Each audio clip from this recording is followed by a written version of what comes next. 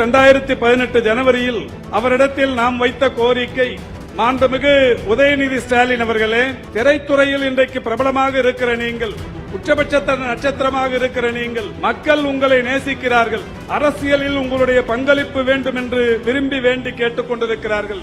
எனவே இந்த மேடையில் இருந்து நீங்கள் இறங்கும் போது அரசியலில் நான் முழுமையான அரசியலில் ஈடுபடுவேன், முழு நேர அரசியலில் ஈடுபடுவேன் என்கின்ற உறுதியை நீங்கள் தெரிவித்துவிட்டு இந்த மேடையில் இருந்து இறங்கினால் நன்றாக இருக்கும் என்று சொன்னேன்.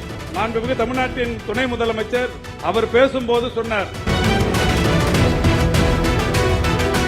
வருகை தந்து விட்டிருக்கிற நம்முடைய மாண்புமிகு தமிழ்நாட்டின் துணை முதலமைச்சர்கள் 2018 ஜனவரி திங்களில் மாண்புமிகு தமிழ்நாட்டின் இன்றைய துணை முதலமைச்சர் அவர்கள் இளம் வயதிலிருந்து, சிறு வயதிலிருந்து, குழந்தை பருவத்திலிருந்து இயக்கத்தை ஒட்டிய இயக்க நிகழ்ச்சிகளில் கலந்து கொண்டு பல விஷயங்களில் பலவாறாக இன்றைக்கு முன்னிறுத்தப்பட்டார். அவர் இன்றைக்கு சிறந்து விளங்கிக் கொண்டிருக்கிறார் என்றாலும், சைதை தொகுதி மக்களின் சார்பில் 2018 ஜனவரியில் அவரிடத்தில் நாம் வைத்த கோரிக்கை, மாண்புமிகு உதயநிதி ஸ்டாலின் அவர்களே, திரைத்துறையில் இன்றைக்கு பிரபலமாக இருக்கிற நீங்கள், உச்சபட்ச நட்சத்திரமாக இருக்கிற நீங்கள், மக்கள் உங்களை நேசிக்கிறார்கள், அரசியலில் உங்களுடைய பங்களிப்பு வேண்டும் என்று விரும்பி வேண்டி கேட்டுக் கொண்டிருக்கிறார்கள்.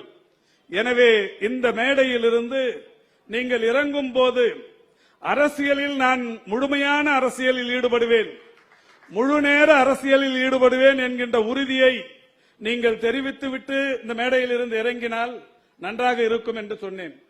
மாண்புமிகு தமிழ்நாட்டின் துணை முதலமைச்சர் அவர் பேசும்போது சொன்னார், சுப்பிரமணி மேடையிலிருந்து இறங்கும் போது அரசியலில் முழுமையான அரசியலில் ஈடுபடுவேன் என்று சொல்லிவிட்டு இறங்க வேண்டும் என்று சொன்னார். நான் முடிவெடுத்து விட்டே இந்த மேடையில் ஏறி இருக்கிறேன், நான் முழுமையான அரசியலில் ஈடுபடுவது என்று. அந்த வகையில் இந்த சைதாப்பேட்டைக்கு அந்த பெருமையும் உண்டு.